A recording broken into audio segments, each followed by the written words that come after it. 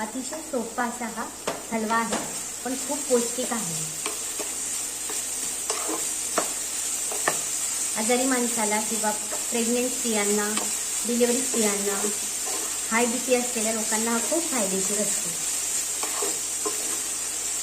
आणि पौष्टिकही असतो. त्याला 2 मिनिटं आपण फक्त परतून घेणार आहोत तुपात.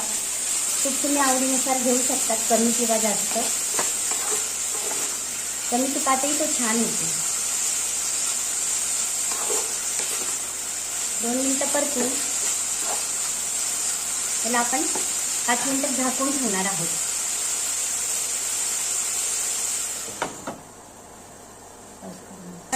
पाच मिनिटं झालेले आहेत. आता आपण हलवा बघूया. 5 मिनिटात शिजलेला आहे. त्यात आपण आता हनी